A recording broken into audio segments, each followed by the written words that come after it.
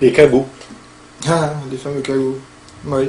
Parce que quelle est votre idée sur les cagots? Bah, les cagots étaient, On entend très peu parler étaient toujours considérés comme une caste de pestiférés. C'est-à-dire Wow. qu'ils avaient, même dans les églises, un coin qui leur était réservé.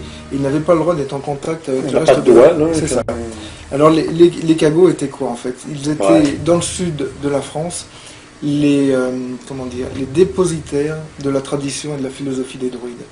Il faut savoir que la fameuse pape d'oie, qui est le signe des cagots, est aussi le triban druide. Le triban qui représente les 3 cornes sacrées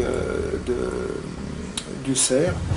Le cerf représentant pour les Celtes le renouveau, la renaissance. Hein.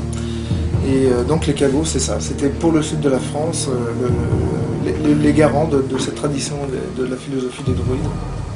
Oui. Live long and prosper. Ouais. Vous savez, là, Spock. Oui, bah c'est comment il s'appelait Spock. Et puis, Spock de Star Trek, oui. ouais. C'est parce qu'on dit que les cagots sont peut-être extraterrestres.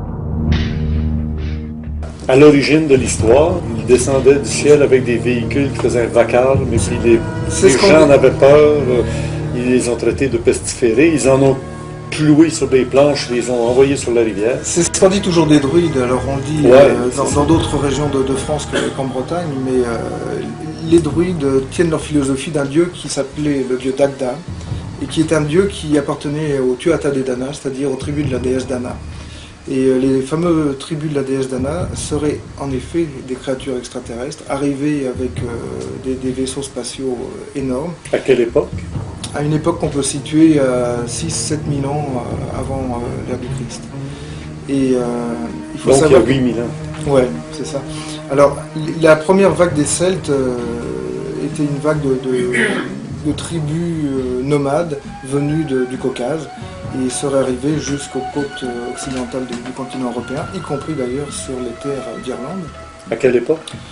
Oh bah là, on peut compter à 10 000, 15 000 ans, hein, quand même, avant le Christ.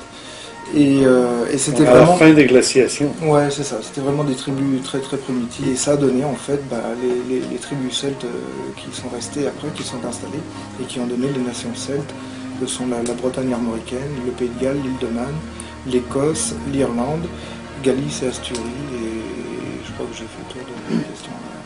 Galice et Asturie qui se trouvent en fait au nord de l'Espagne, au nord-ouest de l'Espagne, où se trouve d'ailleurs à l'heure actuelle Saint-Jacques-de-Compostelle, Santiago, le chemin des étoiles. Enfin ça c'est autre chose.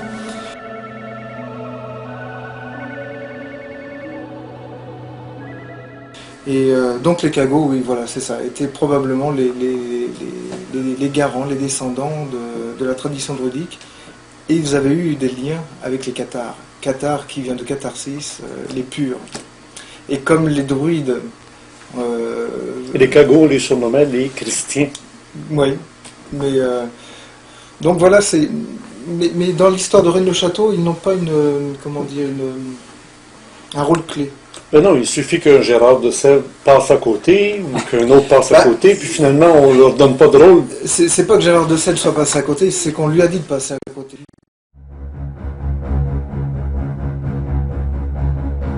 Il ne faut pas oublier que dans toute l'histoire de Rennes-le-Château, dans la symbolique, on retrouve la reine Pédoc.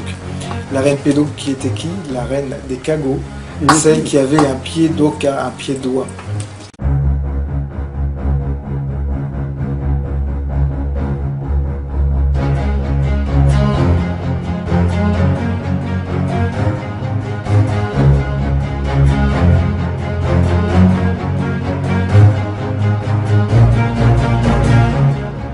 Et qu'on retrouve d'ailleurs, on retrouve son tombeau à la Dorade. La Dorade, c'est un monument, un temple, on peut dire ça, qui se trouve à Toulouse, la ville rose, où le maître Giscard était un grand initié de la franc-maçonnerie, et c'est lui qui avait moulé toutes les statues en plâtre et toutes les figures du chemin de croix de Rennes-le-Château et de toutes les églises de la région. On retrouve ce lien absolument phénoménal. Et la reine Pédoc, c'est vraiment la reine, c'est la reine du Midi, la reine du milieu. Adichatz, demain je partirai dans la forêt pour rejoindre peut-être une maison de cagots.